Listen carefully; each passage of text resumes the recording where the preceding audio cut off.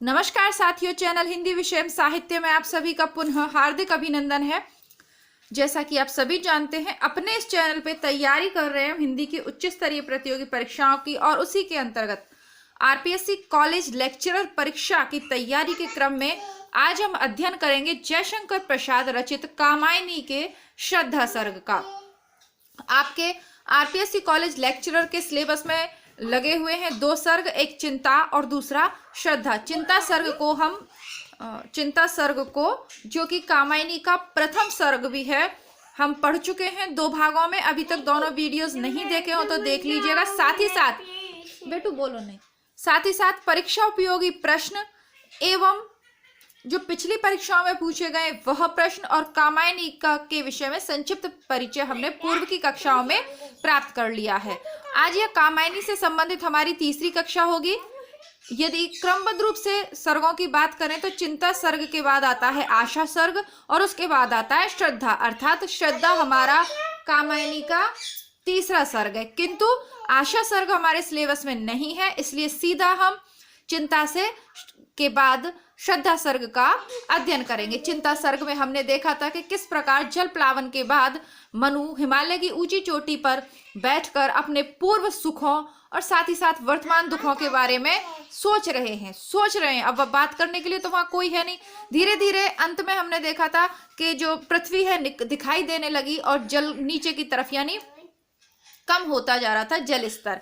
इसके बाद आशा सर्ग आता है, जहां उसमें मतलब उन्हें ऐसा लगता है कि जैसे सूरज निकल रहा है, कुछ यानी प्रकृति धीरे धीरे अपने पूर्व रूप में आने की कोशिश करती है। उसके बाद श्रद्धा सर्ग आता है। इस सब के बाद जो मनु है उसको कुछ ध्वनि सुनाई देती है, तो वो ध्वनि किसकी है, कौन है, इस सब के विषय में आज हम इस सर्ग के अंतर्गत जानेंगे। श्रद्धा सर्ग के अंतर्गत श्रद्धा जो है वो गांधार देश से आती है। एक कन्या है, युवती भी नहीं कह सकते, कन्या ही है वो, मतलब बहुत कम उम्र की लड़की है। आती घूमते घूमते उस निर्जन प्रदेश में पहुंच जाती है जहां मनु रह रहे हैं। मनु को देखकर मनु को इस प्रकार निराश और जीवन से बिल्कुल जीवन एक हारे हुए व्यक्ति की तरह वो मनु को पाती है। उसके बाद श्रद्धा अपने ओजस्वी वाणी में मनु को जीवन की ओर मोड़ने का प्रयास करती है और मनु को बहुत सी गूढ़ रहस्यमयी बातें कह लीजिए, या जो जीवन का सत्य है और वीरों का क्या मार्ग है और मनु को क्या जीवन में आगे करना चाहिए, किस प्रकार वह अपनी वर्तमान कष्टकारक और कातरता भरी जो उसकी जो स्थिति है उससे बाहर निकल सकता है, यह सब श्रद्धा सर्ग के मूल में है। श्रद्धा सर्ग कामायनी का सबसे विख्यात सर्ग है और इसमें जीवन में जो एक होता है ना सीख लेने वाली जो चीजें हैं वो श्रद्धा सर्ग के अंतर्गत सर्वाधिक है। किस प्रकार हम जीवन में आगे बढ़ सकते हैं विपरीत परिस्थितियों के बाद, यह भी श्रद्धा सर्ग हमें सिखाता है। साथ ही साथ ऐसी कोई भी परीक्षा नहीं है जहां श्रद्धा सर्ग सिलेबस में ना हो। थोड़ा सा जल्दी पढ़ेंगे इसको, जैसा कि मैंने आपसे कहा कि मैं कामायनी को पूरा पढ़ा दूंगी क्योंकि एमए के स्तर पर कामायनी लगी हुई है, लेकिन अभी तैयारी कर रहे हैं हम प्रतियोगी परीक्षाओं की, तो इसलिए थोड़ा जल्दी पढ़ेंगे ताकि कोशिश रहेगी कि एक वीडियो में यह सर्ग हम पूरा कंप्लीट कर लें, क्योंकि बहुत सारी रचनाएं और भी हमें अभी पढ़नी है। ठीक है, शुरू करते हैं। अब श्रद्धा मनु को देखते हुए कहती है, कौन तुम कौन हो? कौन तुम संस्कृति जलनिधि तीर तरंगों से फेंकी मणि एक, कर रहे निर्जन का चुपचाप प्रभा की धारा से अभिषेक। अब उसको देखकर अचानक उस निर्जन प्रदेश में मनु को बैठा हुआ देखकर श्रद्धा कहती है कि तुम कौन हो? संस्कृति जलनिधि तीर तरंग, जिस प्रकार सागर की तरंगों से, जैसे कोई मणि होती है ना जो सागर के गर्भ में रहती है, सागर के अंदर रहती है, और कभी कभी देखते हैं सीपी के साथ मणि, शीपी या कुछ अच्छी सी चीजें, कुछ मतलब रत्न जो होते हैं बहुमूल्य, वो कई बार किनारे पे आ जाते हैं तेज तरंगों के प्रवाह के कारण। तो वह कहती है कि जिस प्रकार जलनिधि समुद्र से की तरंगों से मणि फेंकी जाती है, उसी प्रकार संसार, संस्कृति यानी विश्व, संसार की तरंगों द्वारा इस किनारे पर फेंकी हुई मणि के समान तुम कौन हो? अर्थात संसार में तो कुछ दिखाई नहीं, मतलब उधर तो कोई व्यक्ति का अस्तित्व ही नहीं था, तो तुम कौन हो जो संसार के द्वारा बाहर की तरफ फेंक दिए गए हो। कौन तुम? संस्कृति जलनिधि तीर तरंगों से फेंकी मणि एक। लेकिन उसको उपमा क्या दे रही है? मणि की, यानी उसे बहुमूल्य बता रही है।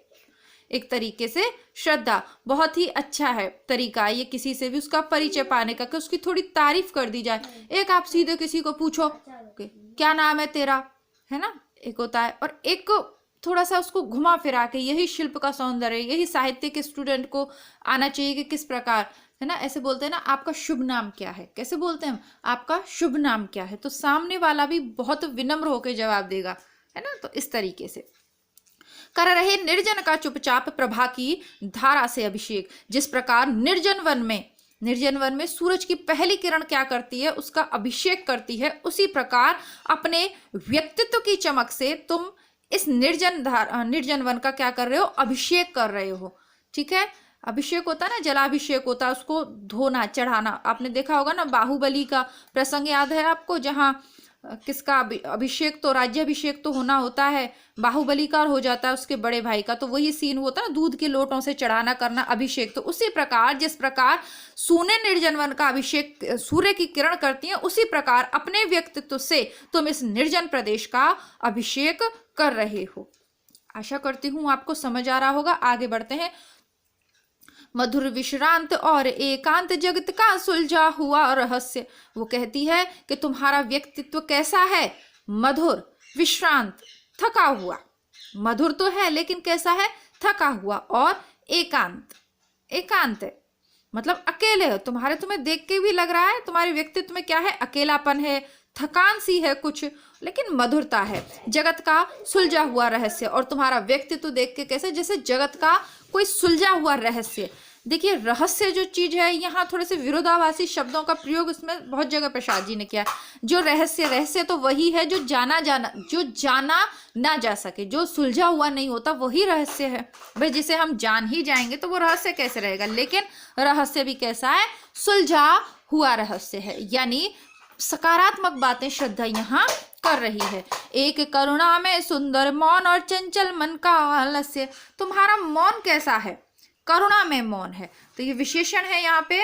मौन कैसा है? करुणा में। एक करुणा में सुंदर मौन, मौन कैसा है? सुंदर है। तो तुम कैसे दिखाई दे रहे हो? करुणा में तुम्हारा व्यक्तित्व है, सुंदर भी हो, मौन और चंचल, मन का आलस्य। तुम्हारा जो मन का आलस्य है, जिससे कि कारण तुम करुणा में दिखाई दे रहे हो, या इस तरीके से मतलब कहते ना अवसाद से में घिरे हुए दिखाई दे रहे हो, तो ये केवल तुम्हारे चंचल मन का आलस्य है और कुछ भी नहीं। सुना यह मनु ने मधुर गुंजार, मधुकरी का सा सब जब सानंद। और जब मनु ने एक भ्रमरी के समान मधुर ये गुंजार सुना तो वह आनंदित हो गया। आनंद, या फिर आप ऐसे भी इसकी व्याख्या करते सकते। देखिए, कामायनी जो है एक रूपक काव्य, ये द्विअर्थी काव्य, बहुत सी इसके प्रतीक काव्य भी है, रूपक काव्य भी, बहुत सारे अर्थ विभिन्न विद्वान अपनी मति के अनुसार कामायनी का, या ये कहें कि कोई भी क्लिष्ट जो रचना होती है उसका लगाते रहते हैं। हर विद्वान का बहुत सारी कामायनी के ऊपर टिकाएं लगी हुई हैं। एक सेकंड रुकना, अभी टाइम नहीं हुआ है बच्चों, गलत बात मत करो। तो ये भी लगा सकते हैं कि आनंद पूर्ण यह वाणी सुनी, या फिर ये कहते हैं कि मनु ने आनंदित होकर यह वाणी सुनी। हम करेंगे इसका सुना यह मनु ने मधुर गुंजार, मधुर करी का सा जब सानंद। जब आनंद युक्त उसका श्रद्धा का ये जो आवाज उसको कैसी लग रही है, वो निर्जन प्रदेश में जहाँ किसी भी प्राणी का अस्तित्व नहीं है, ऐसे में उसे श्रद्धा की ये जो मधुर आवाज है उसे भ्रमरी के गुंजार के समान लग रही है। भौरा होता है ना, बिल्कुल फूल के पास आके भिन भिन भिन भिन करता है, वैसी। कि ये मुख नीचा कमल समान, प्रथम कवि का जो सुंदर छंद। अब नीचे मुख किया में तो जो मनु है वो मुख को नीचे किए हुए बैठे हैं, कमल के समान उसका उनका मुख है, लेकिन जैसे कमल होता है ना मुरझाया सा, नीचे की तरफ टहनी झुकी हो, वैसे ही मुख नीचे करके मनु बैठे हुए हैं। प्रथम कवि का जो सुंदर छंद, उनको कैसा लग रहा है? जैसे आदि कवि वाल्मीकि का प्रथम छंद है ना, मानिषाद वाला जो है, जो वो क्रौंच पंछियों को देखते हैं, सबको इसके बारे में जानकारी होगी, विस्तार में मैं नहीं जाऊंगी यहाँ पे। तो उन्हें प्रथम कवि वाल्मीकि के सुंदर छंद के समान वह लगता है। अब यहाँ आप यह देखिए कि इन्होंने प्रथम कवि ही क्यों लिखा है, ऐसा क्यों नहीं लिखा कि किसी कवि के छंद के समान सुंदर? प्रथम कवि यानी उस निर्जन प्रदेश में व्यक्ति हैं ही कहाँ, अब क्योंकि सृष्टि की क्या होगी, पुनः सृष्टि का प्रारंभ होने जा रहा है, सृष्टि के प्रलय हो गया, उसके बाद जब पुनः सृष्टि का प्रारंभ होने जा रहा है, तो उस प्रारंभ में प्रथम छंद कौन बोल रहा है, कौन बोल रहा है, श्रद्धा बोल रही है। क्योंकि जो हमने चिंता सर्ग में सॉरी जब बच्चे बीच में आ जाते तो थोड़ा डिस्टर्बेंस। चिंता सर्ग में हमने देखा कि जो विचार हैं, जो बातें हैं, वो सब मनु के अंतःकरण में है, जो विचारों का उद्वेलन चल रहा है, तो वो सब प्रश्न उत्तर चल रहे हैं, उसके अंदर चल रहे हैं, बोल कोई भी नहीं रहा। तो प्रथम बार कौन बोल रहा है इस पूरे परिवेश में, श्रद्धा। जिस प्रकार वाल्मीकि के मुंह से प्रथम बार छंद निकला था, उसी प्रकार ये जो सुंदर मधुर जो शब्द हैं, ये किसके मुंह से निकले, प्रकृति के प्रारंभ के पूर्व श्रद्धा के मुख से। तो आपको समझ में आया, आगे बढ़ते हैं। एक झटका लिखा हुआ है, एक झटका सा लगा सहर्ष निरखने लगे लुटे से, कौन गा रहा है सुंदर संगीत। अब एक उनको झटका सा लगता, हर्षपूर्वक, लेकिन सहर्ष, रोमांचित हो जाते। भाई जब अकेला आदमी होगा और इतनी निर्जनता वन में या उस पे बोले उसको पर्वत श्रेणी पे, तो फिर वो हर्षपूर्वक उनको एक झटका सा लगता है और वो लुटे से देखने लगते हैं, जिसका सब कुछ लुट गया हो वो उस तरीके से देखते हैं। कौन गा रहा यह सुंदर संगीत, तो यह सुंदर संगीत कौन गा रहा है। अब कौतूहल किसके मन में जागा है, मनु के मन में। यहाँ कौतूहल कौन तुम, यह कौतूहल किसके मन में है, श्रद्धा के में। लेकिन अब कौतूहल किसके मन में है, मनु के मन में। कौतूहल रह न सका फिर मौन। बच्चों शोर नहीं करो, आप यहाँ से उधर जाके खेल लो। कौतूहल रह ना सका फिर मौन, अब कौतूहल मौन नहीं रह सका। कहाँ जा रहे हो बाबू, कहाँ जा रहे हो, कुछ शैतानी नहीं करोगे आप, ठीक है। बाय बाय बेटू। और देखा यह सुंदर दृश्य नयन का इंद्रजाल अभिराम, हृदय की अनुकृति बाहे और देखा वह सुंदर दृश्य नयन का इंद्रजाल अभिराम, कुसुम वैभव में लता समान चंद्रिका से लिपटा घनश्याम। देखिए बीच में बच्चे आ जाते हैं, उसके लिए थोड़ा सा खींच जाऊंगी, क्योंकि कई बार क्या होता है, चीज़ों को बिल्कुल व्यवस्थित करने के चक्कर में चीज़ें हो नहीं पाती। कहने का तात्पर्य यह है कि जैसे कल मैं आपका वीडियो नहीं डाल पाई, मुझे लग रहा था कि ये उपयुक्त समय नहीं है, अभी घर में शोर शराबा है, मैं बाद में बना लूँगी, शाम को कर लूँगी क्लास। फिर शाम को लगा कि यार नहीं, अभी भी सही टाइम नहीं है, बच्चे शोर मचा रहे हैं, मैं रात को क्लास आपके लिए क्लास करवा दूंगी आपके, लेकिन हो नहीं पाया। तो अब जीवन में इतना सा तो मुझे पता चल गया है, इतने वर्षों का, जितने भी वर्षों का जीवन मैंने जी लिया, कि उपयुक्त समय कभी किसी चीज के लिए नहीं आता है। अगर आपको कोई काम करना है तो आप उसे कर डालिए, ठीक है, तो समय अपने आप सही हो जाएगा, बस आपको शुरुआत करनी है। अब इस चक्कर में कल वीडियो नहीं बना, तो बहुत सी बार आप लोगों को लगता होगा कि मैडम व्याख्या करते करते जैसे भूल जाते हैं, या तो देखिए बच्चों का घर है और बच्चे तो रहेंगे घर में। अब देखना यह है कि हम अपना काम करते रहें, करूं मैं अपना काम, या जैसे काफ़ी समय से इंतज़ार कर रही हूँ मैं चीज़ों के सही होने का, और वो नहीं, कुछ हो रही है कुछ नहीं हो रही, तो शुरुआत कर दी है मैंने, और क्या कहूँ ज़्यादा। चलिए आगे बढ़ते हैं ना। तो अब वो कहते हैं कि यह सुंदर दृश्य, उनकी आंखों के सामने क्या हुआ, एक बहुत सुंदर दृश्य आ गया, नयन का इंद्रजाल अभिराम। और ऐसे लग रहा था जैसे इंद्रजाल, नयनों के लिए कोई जादू का दृश्य हो सामने, अभिराम बहुत ही सुंदर जादू का दृश्य हो, इंद्रजाल जादू की उतना बिल्कुल जादुई दृश्य उनकी आंखों के सामने उपस्थित हो गया। कुसुम वैभव में लता समान, फूलों का जो वैभव है, यानी वैभवशाली फूल, यानी विश्व के सबसे सुंदर फूलों में लता समान, लता फूल नहीं कहा गया है, जैसा कि मैंने कहा श्रद्धा बहुत कम उम्र की लड़की है, तो बालिका है, तो उसको क्या कहा गया है, कुसुम वैभव में लता समान। कैसी है, लता। शब्दों पर ध्यान दीजिएगा कि लेखक जब किसी शब्द का चयन करता है, विशेष प्रसाद जी जैसे क्लासिक लेखक और क्लासिक कृति हम पढ़ रहे हैं, तो देखिए कुसुम वैभव में, फूलों के वैभव में लता के समान, चंद्रिका से लिपटा घनश्याम, जैसे कोई चंद्रिका से घनश्याम, काला बादल चंद्रिका से लिपटा हो, ठीक है, इस तरीके की उन्होंने दृश्य देखा। हृदय की अनुकृति बाह्य उदार, एक लंबी काया उन्मुक्त, मधु पवन कीड़ित ज्यों शिशुशाल सुशोभित हो, सौरभ संयुक्त। हृदय की अनुकृति हमने देखा कि शुरू में मैंने आपको बताया था, ईड़ा किसका प्रतीक है? बुद्धि का। और श्रद्धा किसका प्रतीक है? हमारे मन का, अंतःकरण का। तो हृदय की अनुकृति के समान, बाह्य उदार, बाह्य रूप से उसका व्यक्तित्व कैसा है? उदार। एक लंबी काया, अच्छी हाइट है उसकी, और उन्मुक्त, मतलब एकदम स्वतंत्र टाइप की दिखता है उनको, है ना। ऐसे नहीं होता, एक तो जैसे कि एक तो आपके सामने दो लड़कियां, एक तो है सुखची सी, सुखचाई सी, अपने में सिमटी जा रही सी है, डरी सी, सहमी सी, ऐसी लड़की ना होकर श्रद्धा का व्यक्तित्व कैसा है? उदार है, उसके व्यक्तित्व में उदारता है। लंबी छरहरी काया लेकिन उन्मुक्त, एक स्वतंत्रता का भाव श्रद्धा के व्यक्तित्व में हमें मतलब मनु को देखने को मिलता है। जैसा कि मैंने शुरू में बताया, जयशंकर प्रसाद के जो नारी पात्र हैं बहुत ही सशक्त हैं, ठीक है। किसी की अबला जैसी नारी का चित्रण जयशंकर प्रसाद ने किया ही नहीं है कहीं भी। आगे देखते हैं, मधु पवन क्रीडित जो शिशुशाल, ऐसा लग रहा है कि मधुर पवन से क्रीडित जो शिशुशाल का जो वृक्ष होता है उसका छोटा पौधा शिशुशाल है, नया जो पौधा विकसित हुआ है वो इधर उधर मधु के पवन से खेल रहा, मतलब जैसे छोटा पौधा, बड़े पेड़ को तो बहुत तेज हवा चले तब हिला पाती है, लेकिन ठंडी ठंडी शीतल शीतल मधुर मधुर हवा चल रही है तो छोटे पौधे इधर उधर हिलते हैं। तो वो साल के शिशु साल के की तुलना श्रद्धा की तुलना वो शिशु साल से कर रहे हैं। सुशोभित हो सौरभ संयुक्त, और सुशोभित हो रहा है कैसा? सौरभ संयुक्त, यानी खुशबू के साथ सुशोभित हो रहा है। यानी जब श्रद्धा उनके सामने है तो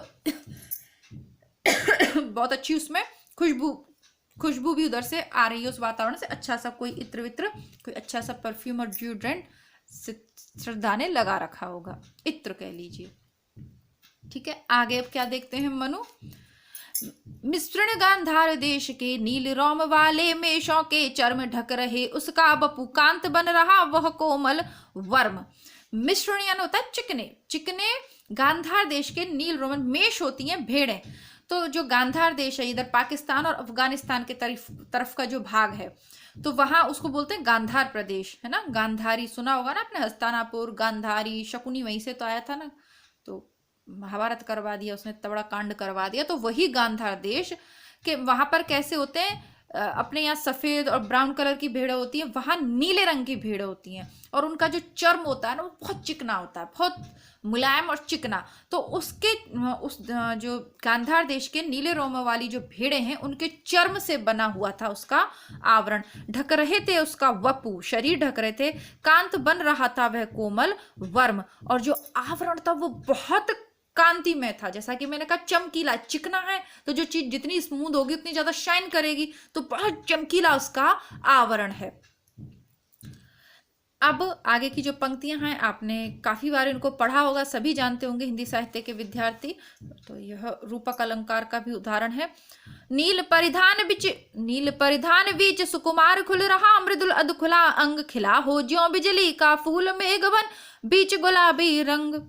नील परिधान, नीला परिधान नीली भेड़ों का है, तो वो नीला परिधान के बीच सुकुमार यानी जो बिल्कुल नया है अभी, खुल रहा, मृदुल अधखुला अंग, तो कैसे पहने हुए, यानी उसने अपने ऊपर के हिस्से को, जैसे कि आप ये देखते हो ये जो राजा रानी वाली मूवीज देखते हो, ये तो यानी कि ऊपर जो अपना है क्रॉप टॉप या एक मतलब क्या बोले, हाँ ब्लाउज के जैसा आप उसने पहना हुआ है, और नीचे वो जो लपेटे रहते हैं ना, एक साड़ी सी जो लपेटे हैं, तो वो लपेटे हुए हैं, और बीच में यानी ये जो उसका कमर वाला एरिया है ये खुला हुआ है, अध खुला अंग। और हो सकता है जैसे थोड़ा घुटने तक की उसने कोई ड्रेस पहनी है, ऐसी आप कल्पना कर सकते हैं। तो उसका मुख दिख रहा है, उसका हृदय प्रदेश ढका हुआ है, और उसकी जो कमर वाला जो कटी प्रदेश है वो दिख रहा है, और फिर उसके जो घुटनों के नीचे वाला वो है वह खुला हुआ है। तो यानी आधा ढक रहा है और आधा खुला है, अध खुला, तो आधा ढका है आधा खुला हुआ उसका अंग है। नील परिधान बीच सुकुमार खुल रहा, मृदुल अध खुला अंग खिला हो ज्यों बिजली का फूल मेघ बन बीच गुलाबी रंग। और उसके शरीर की आभा कैसी है? गुलाबी आभा लिए हुए उसका शरीर है। क्यों? क्योंकि वो अभी नवयुवती है। कैसी है? सुकुमार, बहुत ही कोमल नवयुवती है, युवा अवस्था की तरफ वो जा ही रही है अभी। खिला हो, जिस प्रकार मेघों के बीच में, मेघों का बन यानी भयंकर मेघों के वनों के बीच में बिजली का फूल दैदीप्यमान होता है, बिजली एकदम कड़के तो उसका फूल दैदीप्यमान होता है, उसी प्रकार की बहुत अत्यधिक कांति से युक्त, कांति कैसी है, गुलाबी रंग की कांति से युक्त है किसका शरीर, श्रद्धा का शरीर। यानी कुल मिला के श्रद्धा बहुत ही सुंदर बालिका है, बिजली का फूल। अब आगे मनु कहते हैं, आह वह मुख पश्चिम के व्योम बीच जब घिरते हों घनश्याम, अरुण रवि मंडल उनको भेद दिखाई देता हो छवि धाम। पश्चिम की ओर जब आकाश में काले बादल, घन श्याम काले बादल जब घिरते हैं तो अरुण रवि मंडल, लाल रंग का जो रवि मंडल है, यानी अपने समस्त ग्रहों के साथ रवि मंडल, एक रवि नहीं रवि मंडल यानी और जो उसके नक्षत्र वगैरह है उनको भेद दिखाई देता हो छवि धाम। और अपना छवि धाम यानी एक धाम होता है ना रहने का स्थान, तो संपूर्ण छवि को लेकर एकदम से आलोकित होता हो। घने बादलों के बीच सूरज जब अपनी संपूर्ण, लाल सूरज यानी जो उदय हो रहा है। अब यहाँ पे अरुण क्यों लगाया हुआ है, वो ये भी तो कह सकते थे कि रवि मंडल, नहीं अरुण यानी जो अभी प्रारंभिक अवस्था में। तो यहाँ से श्रद्धा के कम उम्र के होने की बात को कवि बहुत अच्छी तरीके से प्रतिपादित कर रहे हैं। तो बस वैसा ही जैसे उस घनश्याम के बीच में लाल रंग का सूरज उदित होता हुआ दिखाई दे रहा, और कैसा, पूर्ण छवि धाम अपनी पूरी सुंदरता के साथ। या कि और भी वो क्या सोचते हैं, नव इंद्र नील लघु श्रृंग फोड़ कर धधक रही हो कांत। छोटा ज्वालामुखी है, पर्वत की श्रृंख यानी पर्वत की श्रृंखला को छोड़कर फोड़कर नीला जो ज्वालामुखी फूट रहा हो कांत, उसमें से कांति निकल रही हो, प्रकाश निकल रहा हो। एक लघु ज्वालामुखी अचेत माधवी रजनी में अश्रांत, मधुरता युक्त है ना, कहते ना खूबसूरत सी जो रात है उसमें एक छोटा ज्वालामुखी अशांत होकर धधक उठा, कांति हो रही है जैसे, और नीले रंग का चारों तरफ प्रकाश फैल रहा हो, वैसा ही रूप है श्रद्धा का। घिर रहे थे घुंघराले बाल अंश अवलंबित मुख के पास, उसके जो घुंघराले बाल थे, अंश यानी होता है कंधा, उसके कंधे तक जो घुंघराले बाल थे, यानी कुछ बाल कंधे तक आ रहे थे बाकी तो पीछे होंगे। अवलंबित मुख के पास, मुख का सहारा लेते हुए मुख के पास कुछ बाल आगे की तरफ घिर रहे थे। नील घन शावक से सुकुमार सुधा भरने को विधु के पास, और ऐसा लग रहा था जैसे वो बादलों के छोटे छोटे बच्चे हों, जो सुकुमार बच्चे हों, जो अमृत पीने को चंद्रमा के पास आए हों। चंद्रमा क्या है, श्रद्धा का मुंह, सुधा यानी अमृत। तो ऐसा लग रहा है जैसे बादलों के छोटे बच्चे अमृत पीने के लिए चंद्रमा के पास आए हों, उसी प्रकार उसके काले बाल श्रद्धा के मुख को ढके हुए थे, थोड़ा थोड़ा उसका सहारा लिए हुए थे, यानी टच कर रहे थे उसके मुख को। ठीक है, आगे देखते हैं। वीडियो आप लोगों को अच्छा लग रहा हो तो वीडियो को आप लाइक कर दीजिए। आप लोग लाइक करना भूल जाते हैं और इसका परिणाम यह होता है कि जब अन्य बच्चे श्रद्धा सर्ग को ढूंढ रहे हैं तो उनके पास अपना वीडियो नहीं पहुंचता है, क्योंकि आगे यूट्यूब रिकमेंडेड करता है उन वीडियोस को जिन पे लाइक होते हैं। तो मेरे पढ़ाने का भी तभी आनंद आएगा तब आप वीडियोस को अधिक से अधिक लाइक करेंगे। और जो आप मित्र आपके साथ तैयारी कर रहे हैं, जो आपके कोचिंग में आपके साथ फ्रेंड्स हैं, तो उन लोगों को आप वीडियोस को जरूर शेयर कीजिए, ताकि ये जो मेरा छोटा सा प्रयास है कि एक ही जगह आप लोगों को संपूर्ण विषय सामग्री में उपलब्ध करवा सकूं, विशेषतः पाठ्य पुस्तकों से संबंधित, वो सार्थक हो जाए। और जो विद्यार्थी नए हैं चैनल पे, पहली बार वीडियो देख रहे हैं, तो उन्हें मैं बताना चाहूंगी कि मैंने प्लेलिस्ट बना दी है, आप वहां से आपके परीक्षा उपयोगी सामग्री प्राप्त कर सकते हैं। यानी प्लेलिस्ट आपको चेक करनी है, सारे निबंध, सारे कहानियां, और आपका गोदान है, कविताओं भी मैं आपको करवा रही हूँ, अंधेरे में कविता मिल जाएगी आपको वहीं पे।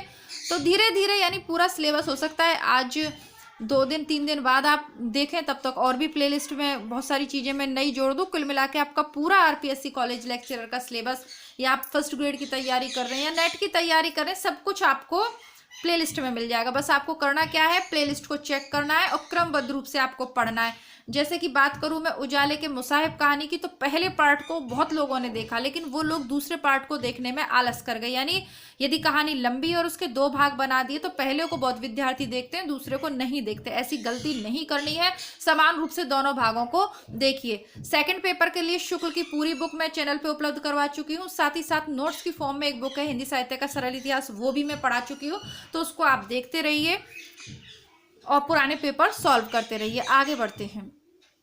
और उस मुख पर वह मुस्कान रक्त किस लय पर ले विश्राम, अरुण की एक किरण अम्लान अधिक अलसाई हो अविराम, और उसके सुंदर मुख पर वो मुस्कान यानी उसके छोटे गुलाबी से जो उसके होठ हैं रेड कलर के, रक्त किसले यानी लाल रंग के किसले पर विश्राम कर रही हो अरुण की एक किरण, प्रकाश की एक किरण, अम्लान अधिक अलसाई हो अविराम, अधिक आलस के कारण बहुत सुंदरता से युक्त वो थोड़ा सा विश्राम कर ले रही है। कैसी किरण? रक्त किसले पर, यानी रेड कलर के हैं उसके लिप्स। नित्य यौवन छब से ही दीप्त विश्व की करुण कामना मूर्त, स्पर्श के आकर्षण से पूर्ण प्रकट करती जो जड़ में स्फूर्ति। कैसी है? नित्य यौवन छवि से ही संपूर्ण विश्व को दीप्यमान कर रही है, दैदीप्यमान कर रही है करुण कामना मूर्ति। कैसी है? एक करुण कामना की मूर्ति, जैसे आपकी जो कामना यानी आप जो चाह रहे हो वह बिल्कुल करुण कामना के समान मूर्त रूप में आपके सामने आपके समक्ष प्रस्तुत हो जाए।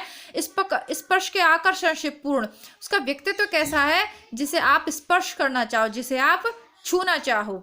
प्रकट करती है जो जड़ में स्फूर्त, ऐसा उसका शरीर है जो ये जड़ वातावरण बना हुआ है जहाँ जीवन का अंश नहीं है उसमें भी स्फूर्ति पैदा कर रही है। अब ये मनु हैं, देवताएं, भोगी हैं, तो इन्हें तो बस यही लगेगा कि स्पर्श के आकर्षण से पूर्ण।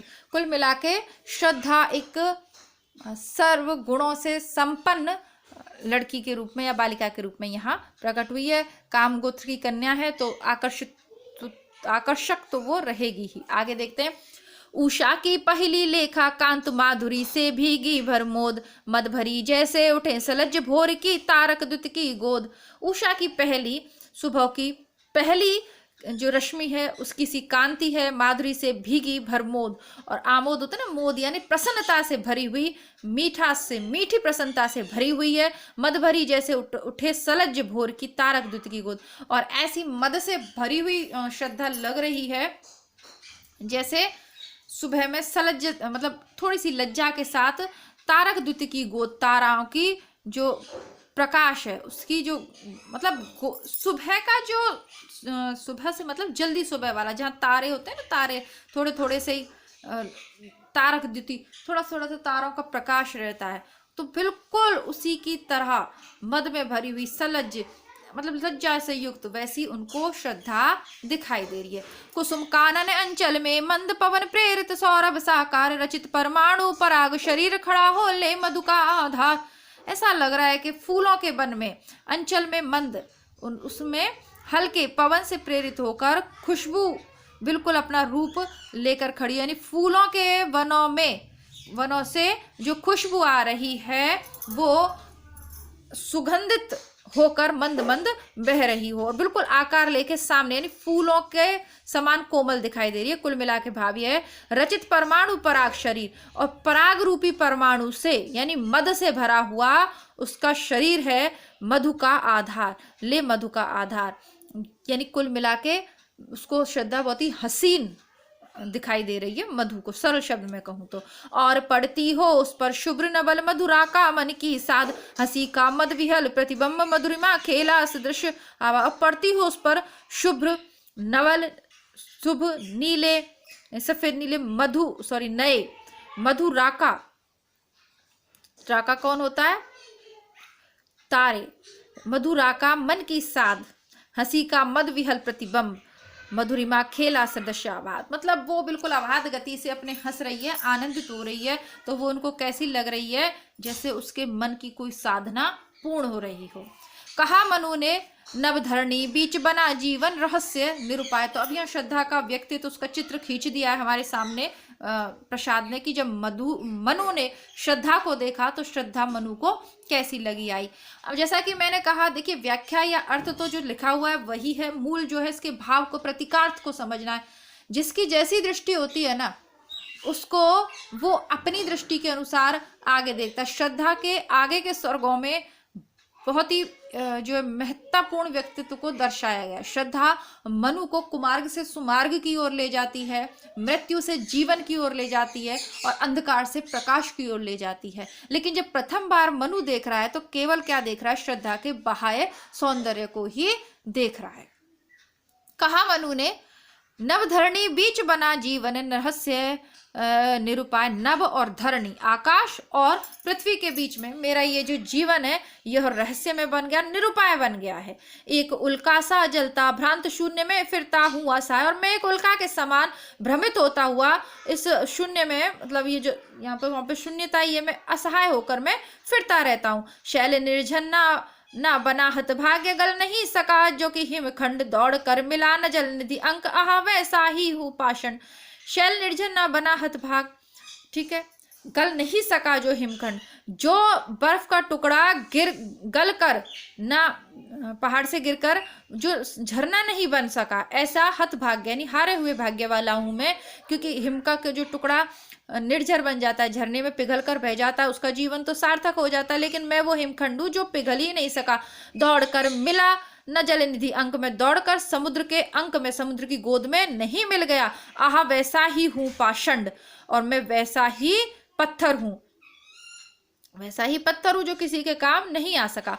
पहेली सा जीवन है व्यस्त, मेरा जीवन पहेली के समान अस्त व्यस्त है। उसे सुलझाने का अभिमान और उसे सुलझाने की कोशिश करना बताता है विस्मृति का मार्ग, चल रहा हूं बनकर अनजान, ऐसा लगता है कि मैं भूलने के मार्ग पर अनजान बनकर चल रहा हूं। सभी मार्ग मैं भूल गया हूं और अनजान बनकर इधर उधर विचर रहा हूं, विचरण कर रहा हूं। भूलता ही जाता दिन रात सजल अभिलाषा कलित अतीत, मुझे दिन रात जो है भूलता ही जा रही, कुछ ज्ञान नहीं है मुझे। सजल यानी आंखें जो है अश्रु से भरी हुई है, अभिलाषा कामनाओं से, कलित अचीज जो कामनाओं से भरा हुआ मेरा अतीत था वह लगभग उसे मैं भूलता ही जा रहा हूं दिन रात। बढ़ रहा तिमिर गर्भ में नृत्य, और जो अंधर है मेरे गर्भ में, यानी उस मौसम, वो जो वहां का माहौल है, वहां का जो वातावरण है, उसके गर्भ में तिमिर यानी अंधेरा नित्य प्रतिदिन बढ़ता ही जा रहा है। दीन जीवन का यह संगीत, और मेरे दीन जीवन का यही संगीत है। क्या कहूँ क्या हूँ मैं उद्भ्रांत, क्या कहूँ क्या मैं पागल हूँ। विवर में नील गगन के आज वायु की भटकी, एक तरंग शून्य का उजड़ा सा राग, वायु की भटकी सी तरंग के समान हूँ जो इधर उधर भटकती रहती है। विवर में नील गगन के, आज संपूर्ण नील गगन में मैं आज कैसा हूँ, एक भटकी हुई वायु की तरंग के समान हूँ, और शून्यता का उजड़ा सा राज्य, ऐसा लगता है एक उजड़े हुए राज के समान हूँ। एक विस्मृति का स्तूप, और कैसा हूँ मैं अचेत, मैं एक भूली हुई, जैसे कोई भूल जाते हैं ना, विस्मृति का एक भूली हुई याद के स्तूप के समान हूँ जो अचेत हो गया, जिसे कोई होश नहीं है। ज्योति का धुंधला सा प्रतिबिंब और जड़ता की जीवन राशि, ज्योति का तो एक धुंधला सा प्रतिबिंब मात्र दिखाई देता है, और जड़ता की पूरी जीवन राशि, मेरा पूरा जीवन ऐसा लगता है जैसे जड़ता से युक्त हो गया। और सफलता का संकलित विलंब, और कैसा है सफलता का संकलित विलंब, यानी सफलता मिलने की कोई आशा नहीं है। संकलित विलंब, जैसे सफलता पाने में देरी हो रही हो, कुछ उपाय नहीं दिख रहा। अब आशा क्या, वो श्रद्धा क्या कहेगी। अब मनु की बातें कैसी हैं, देखिए मनु के जीवन में क्या है, निराशा है। अब श्रद्धा की पॉजिटिव बातें आप सुनिएगा, सकारात्मक बातें, और इन बातों की जरूरत है आपको परीक्षा के समय में। कौन हो तुम बसंत के दूत, विरस पतझड़ में अति सुकुमार, धन तिमिर में चपला की रेख, तपन में शीतल मंद वयार, नखत की आशा किरण समान, हृदय के कोमल कवि की कांत, कल्पना की लघु लहरी दिव्य कर रही मानस हलचल शांत। तुम कौन हो, वसंत के दूत, यानी वसंत का आगमन कब होता है, ऋतुओं का राजा है वसंत, यानी वसंत का मतलब ही पॉजिटिविटी होती है। चारों तरफ सुगंधित फूलों भरा वातावरण, और श्रृंगार पक्ष का यहाँ पर वसंत ऋतु में, चिंता सर्ग में भी मैंने आपको बताया वसंत का मतलब यदि आ रहा हो तो सब कुछ श्रृंगारिक भावना उत्पन्न होती है। कौन हो तुम बसंत के दूत, और पतझड़ में भी तुम अति सुकुमार लग रहे हो। धन तिमर में चपला की रेख, घने अंधकार के बीच में तुम बिजली की एक रेखा के समान हो। तपन में दहकती आग में शीतल और ठंडी बयार यानी हवा, शीतल ठंड धीमी धीमी शीतल हवा के समान हो। नखत की आशा किरण समान, नक्षत्रों की आशा की किरण के समान हो। हृदय के कोमल कवि की कांति, हृदय के कोमल कवि की कांति के समान हो। कल्पना की लघु लहरी दिव्य, कल्पना की एक छोटी सी लहर है लेकिन कैसी दिव्य है वो, कर रही मानस हलचल चांद, जो मेरे मानस हलचल, मेरे मन की हलचल को शांत कर रही है। ऐसा लग रहा है जैसे कल्पना की कोई लघु छोटी सी लहरी दिव्य कांति से युक्त होकर मेरे मानस की हलचल को शांत कर रही है। है, लेकिन कितने भी कष्ट हैं, लेकिन मनु उस समय भी युवक है, युवावस्था में, तो अपने पूर्ण व्यक्तित्व के साथ, प्रकाश के साथ वहां पर बैठे हुए। लगा कहने आगुंतुक व्यक्ति मिटाता उत्कंठा सविशेष, दे रहा हो कोकिल सानंद सुमन को जो मधुबन संदेश। जिस इसी प्रकार वो आगुंतुक व्यक्ति, यानी अभी नाम नहीं आया है कि वो श्रद्धा हो, जो आया हुआ व्यक्ति है वो उसकी उत्कंठा को मिटाता हुआ कहता है को ऐसे इस प्रकार संदेश दे रहा है जैसे कोई कोयल मधुर आनंद में गूंज कर, मतलब मधुर आनंद में खोकर सुमन को, फूल को जो मधु में संदेश दे रही है। मधु में, मधु सब जगह मधु ही मधु है, मधुर ही मधुर है, सब कुछ है ना, तो वैसा संदेश दे रही है।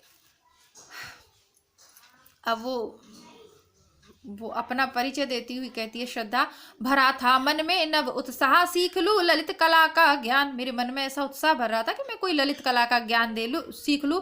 इधर रह गंधर्वों के देश, पिता की हूँ प्यारी संतान। मेरे मन में ऐसा मतलब मन आया मेरा कि इस गंधर्वों के देश में रहकर मैं कुछ ललित कला का ज्ञान सीख लूं। आपने देखा होगा ना, गंधर्व, यक्ष, गंधर्व, ये सब जातियां होती है ना। जैसे रामायण आप देखते हो तो आप जब भी राम भगवान कोई अच्छा कार्य करते हैं तो आकाश से सुमन वर्षा होती है, कोई ढोल मंजीरे बजा रहा है, कोई पखावाज बजा रहा है, कोई कुछ कर रहा है, कोई नृत्य कर रहा है। तो ये ललित कलाएं सीखने के लिए मैं इस इधर गंधर्वों के देश में आई हुई हूँ। पिता की हूँ प्यारी संतान, और मैं अपने पिता की प्यारी संतान हूँ। घूमने का मेरा अभ्यास बढ़ा था, मुक्त व्योम तल नित्य, कुतूहल खोज रहा था, व्यस्त हृदय सत्ता का सुंदर सत्य। और मेरा घूमने का जो अभ्यास है वो बढ़ता ही जा रहा था, यानी बहुत ज्यादा घूमने फिरने का मेरा मन कर रहा था। इसीलिए मुक्त व्योम में, इस खुले हुए आकाश के उस पे तल पे मैं नित्य ही विहार मतलब घूमती रहती हूँ। कौतूहल, मेरा जो हृदय में जो कौतूहल है वो ऐसा कुछ खोज रहा था, मेरा हृदय खोज रहा था कि हृदय सत्ता का सुंदर सत्य। तो कौतूहल खोज रहा था व्यस्त हृदय सत्ता का सुंदर सत्य। और इस परम सत्ता का सुंदर सत्य, हृदय रूपी सत्ता का परम सत्य क्या हो सकता है, इसी को मेरा हृदय खोज रहा था। दृष्टि जब जाती हिमगिरी और प्रश्न करता मन अधिक अधीर। और जब हिमगिरी हिमालय की ओर जब मेरी दृष्टि जाती है तो मेरा मन अधीर होकर और अधिक प्रश्न करता था। धरा की यह सिकुड़न भयभीत, आह कैसी है क्या है पीर। तो ये धरा की सिकुड़न कैसी है, मुझे भयभीत करती हुई कहती कि आहा ये कैसी पीड़ा है। मधुरिमा में अपनी ही मौन एक सोया संदेश महान, सजग हो करता था संगीत चेतना मचल उठी अंजान। मधुरिमा में अपने ही मौन में, यानी अपने ही आप वो सोचती है, एक सोया हुआ इसमें महान संदेश है। हिमालय के अंदर कैसा एक सोया हुआ महान संदेश इसमें छुपा पड़ा है। सजग हो करता था संकेत चेतना मचल उठी अचना। ऐसा लग रहा था कि कोई महान संदेश मुझे प्रकृति द्वारा दिए जाने वाला था, इसीलिए वो जो संकेत हो रहा था उसी के कारण शायद मेरी चेतना है वो अनजान तो थी कि क्या सत्य है, क्या मुझे मिलने वाला है ना, क्या हृदय सत्ता का सुंदर सत्य है। ऐसा लग रहा था कि हिमालय पर जाकर वो चीज मुझे मिल जाएगी, इसीलिए मेरी चेतना मचल उठी थी। बढ़ा मन और चले ये पैर, और मेरा मन आगे की तरफ बढ़ा और ये पैर भी चल पड़े। शैलमालाओं का श्रृंगार, आंख की भूख मिटी यह देख आह कितना सुंदर संभार। फिर मैं जब शैलमालाओं की ओर, पर्वतों की ओर बढ़ी तो उनका श्रृंगार देखकर मेरे आंखों की भूख मिट गई। यानी मैं जो देखना चाह रही थी, इतने सुंदर दृश्य मुझे दिखे कि मेरी आंखों की भूख मिट गई। देख आह कितना सुंदर संभार, ये कितना सुंदर है सब कुछ दृश्य। एक दिन सहसा सिंधु अपार लगा टकराने नगतल शुब्ध, और एक दिन सहसा बड़ा सिंधु टकराने लगा नग तल क्षुब्ध। और क्या हुआ, नग यानी पर्वत और तल शुब्ध हो गए। अकेला यह जीवन निरुपाय आज तक घूम रहा विशब्द। और अब क्या हुआ कि एक दिन यानी अचानक वो जल प्लावन की घटना हो जाती है, नग और तल क्षुब्ध हो जाते हैं, यानी वो भी उस चक्कर में फंस गई है, श्रद्धा भी उसी चक्कर में फंस गई है वहां पे। अकेला यह जीवन निरुपाय, और अब मेरा ये जो जीवन है वो अकेला हो गया, निरुपाय हो गया, आज तक घूम रहा विशब्द, और आज तक इसी प्रकार मैं घूम रही हूँ। एक दिन सहसा क्या हुआ, यानी वो तो ललित कलाएं वगैरह सीखने के लिए आई थी गंधर्व देश में, और उसके बाद क्या हुआ, उसके बाद वो पर्वत श्रृंखलाओं पे घूम रही थी कि तभी अचानक वो जल प्लावन की घटना हो गई। अब वो क्या हो गई, वो अकेली रह गई क्योंकि बाकी सब तो नष्ट हो गए, तो दो ही लोग वहां पे बचे। तो वो कह रही है कि आज तक मैं इसी प्रकार घूम रही हूँ।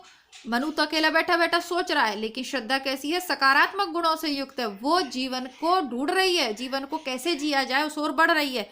यहाँ देखा कुछ बल का, अन्य भूत हित रत जिसका, किसका यह दान, इधर कोई है अभी सजीव, ऐसा हुआ मन में अनुमान। फिर मैंने जो तुमने यहाँ यज्ञ किया है इसका अन्न है, और ये जो सब कुछ फैला बिखरा है, जो तुमने बलि दी है, बलि का अन्न या हवन का जो अन्न है, ये जब यहाँ पे देखा तो मेरे मन में ऐसा हुआ कि इधर कोई अभी ऐसा जीव, कोई तो यहाँ पे जीवित है, ऐसा मैंने मेरे मन में अनुमान किया।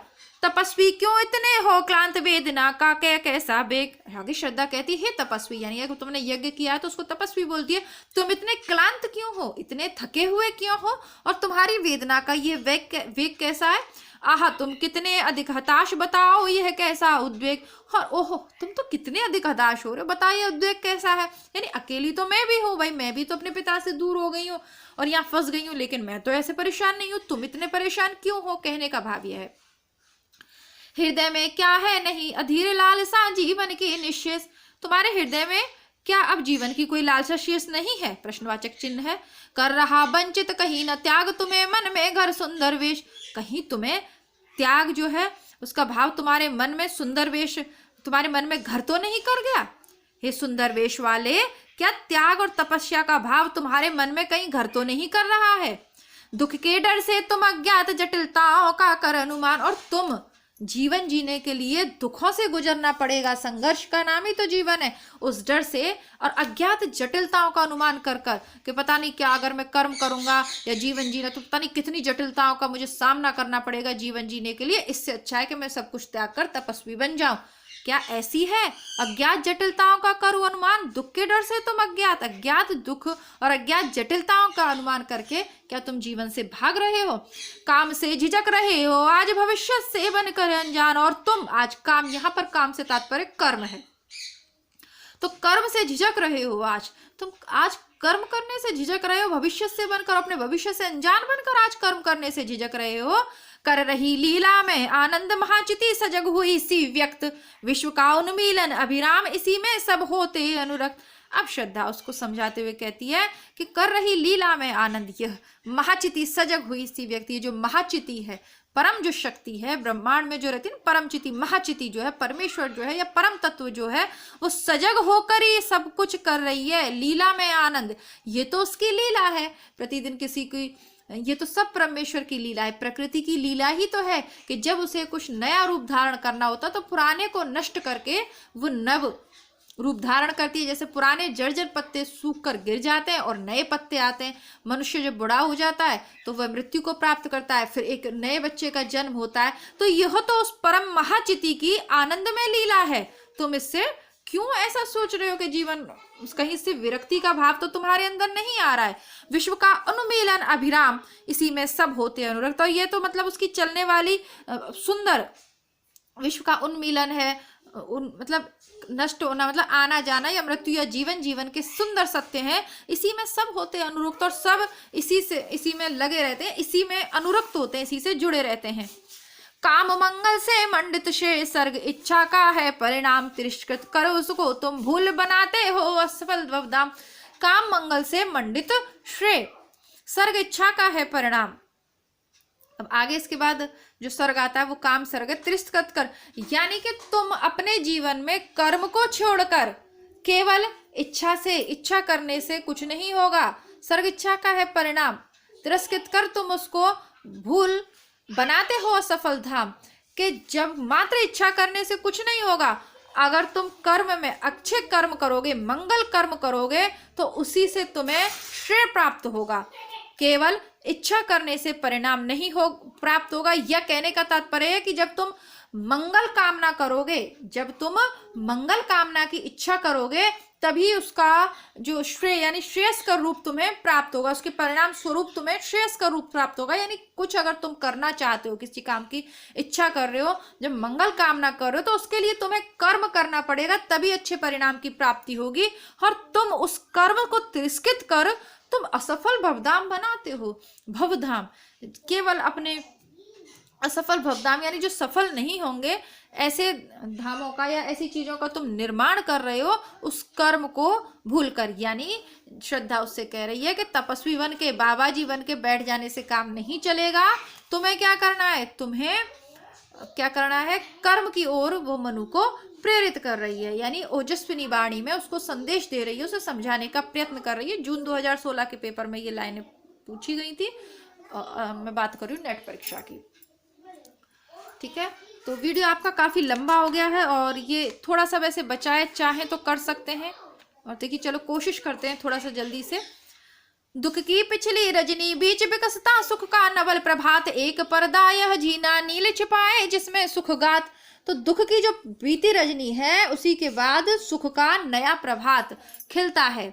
और एक ये झीना सा पर्दा यानी झीना सा आकाश है जिसमें सुख के समुद्र अवलंब छुपे हुए हैं। या ये भी कह सकते हैं कि वो उसको बोल रही है कि संयोग श्रृंगार के लिए प्रेरित करते हुए अपने वस्त्रों की कलर को उसको याद दिला रही है कि झीना नील जो वस्त्र मैंने पहना है इसमें इसके भीतर सुख के सभी गात का यहाँ पे देखिए अंग भी होता है, शरीर भी होता है ना, तो इसमें सुख के सभी साधन हैं।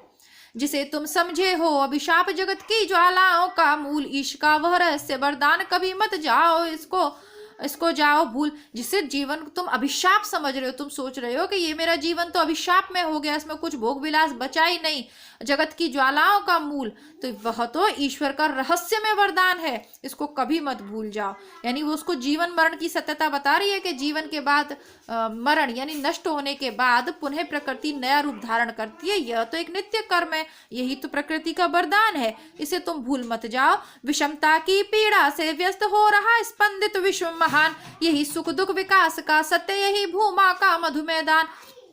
जीवन की विषमताओं की पीड़ा से ये संपूर्ण महान जो विश्व है वो व्यस्त हो रहा है, यही दुख है, यही दुख सुख है, दुख और सुख का जो चक्र है वो यही है, विकास का सत्य यही विकास का सत्य है, और यही भूमि का मधुमेह दान है। जिसने जीवन में जितने कष्ट पाए हैं वो उतना ही मजबूत बन के निकलता है।